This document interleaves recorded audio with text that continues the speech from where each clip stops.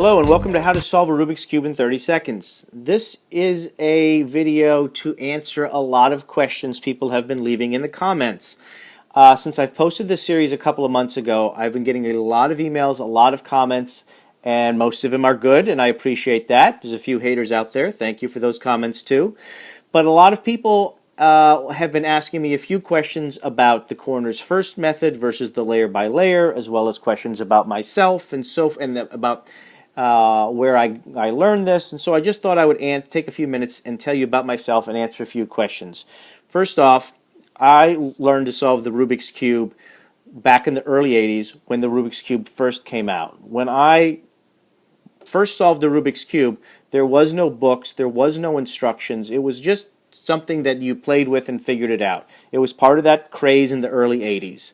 And I was part of the first group of people that really started figuring out the Rubik's Cube and started trying to solve it quickly. Again, back then, without any internet or instruction of any kind, it was literally just people trying to figure it out. The way I figured it out was by solving the corners first and then moving myself on from there. But a book came out about a year later, I think it was like 1981, 1982. It was called The Simple Solution to the Rubik's Cube. And it started to teach people the layer by layer method. At that point, I had already had my own way that I was doing it, and so I didn't see any reason to change. Also, at that time, that method was teaching people how to solve the cube in about 3 minutes. Now, I know people have sped up so much more since then, and I think that's amazing that there's been such a resurgence in the popularity of the Rubik's Cube.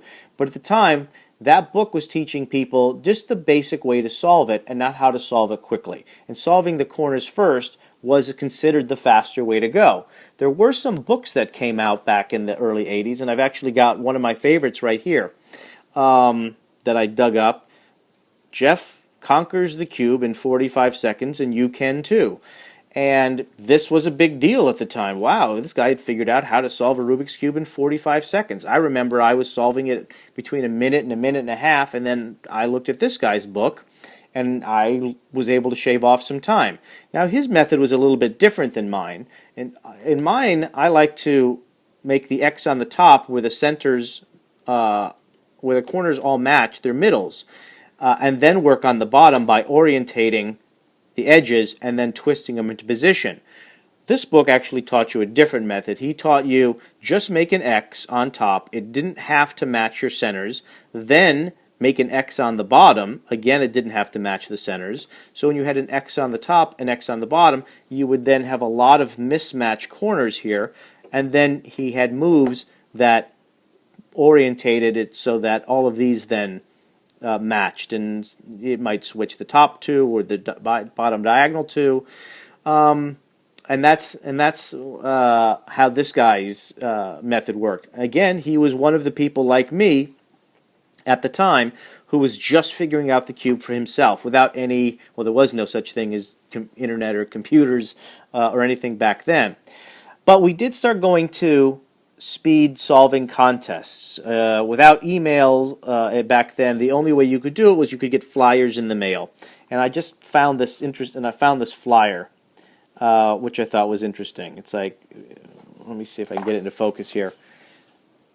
Rubik's Cube newsletter. Look, winter 1983, the second annual Rubik's Cubeathon. And it basically, you would get this in the mail, and it would just give you information on where the speed contests were and who was doing what around the country.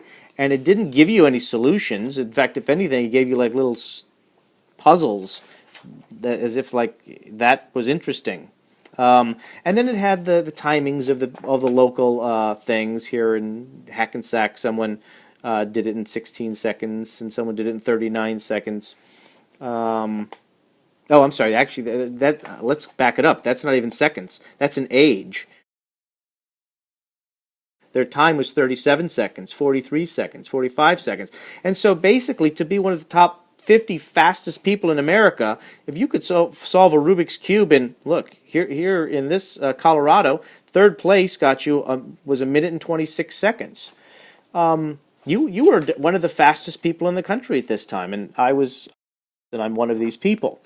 Now, I know that a lot has happened, a lot has changed since then. People have worked on these cubes and found algorithms for every combination, which has shaved a lot of time off. People have really studied the methods, and I've gotten a lot of emails from people saying that they believe that the layer by layer method is faster. And I really want to say that I'm impressed by everyone who's able to solve these cubes so quickly, especially the young kids who are telling me that they're 10 or 12 and they can still solve it in under 30 seconds. I think it's amazing. I obviously think the Rubik's Cube is one of the greatest inventions of the last 50 years. I think it's one of the best puzzles ever conceived.